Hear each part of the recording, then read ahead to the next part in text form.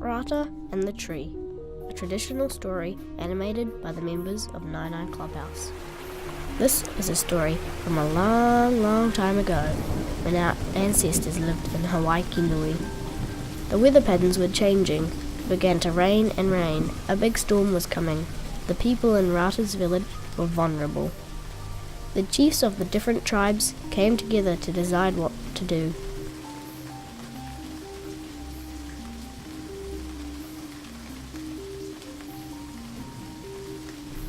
There were many different ideas, like sailing to another island, building stronger houses, or building a wall. The days went by, but the village could still not agree on what to do to protect themselves from the flood. Rata, who wanted the respect of his village, went home to think. He had an idea.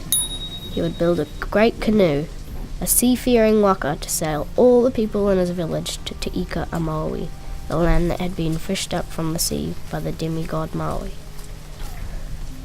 Rata went into the forest to search for the perfect tree, tall, straight, and wide enough to carry all of his people.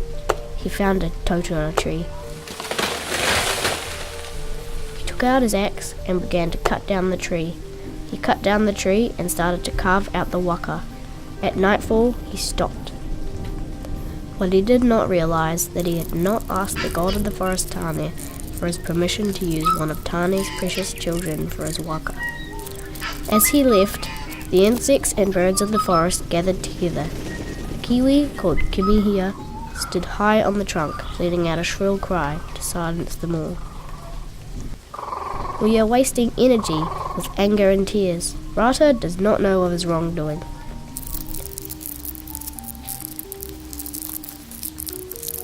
Popo Koriki, the ant, said, "We should avenge this wrongdoing. We should punish Rata. He needs to be taught a lesson."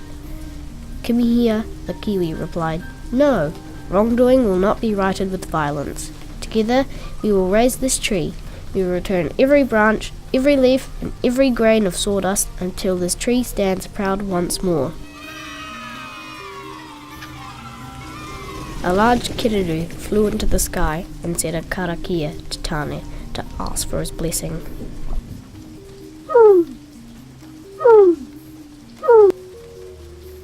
Then all of the children of Tane put the totara back together, piece by piece, until the mighty tree was once again standing tall.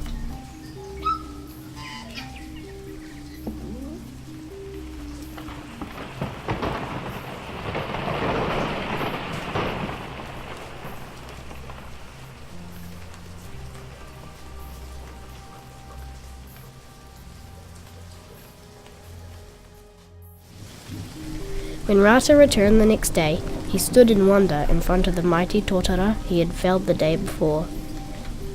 Puzzled, he began again to chop down the tree and to carve it into a waka.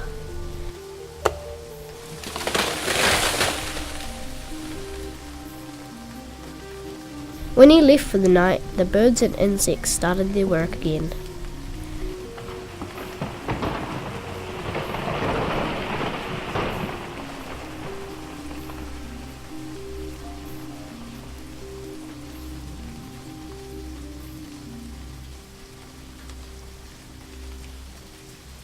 The next day, the same thing happened, except when Rata had finished his work for the day, he hid in a bush to see how this magic was happening.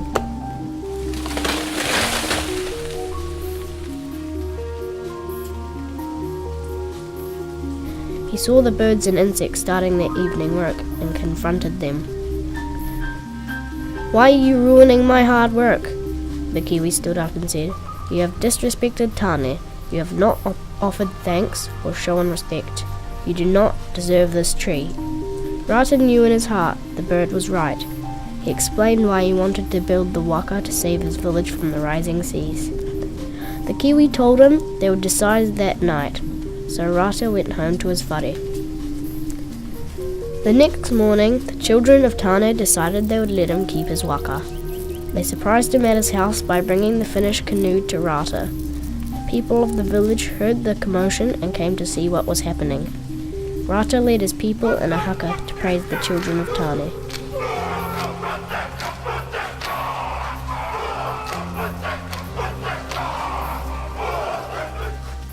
The people of the village sailed away to find a new home in the land of the long white cloud.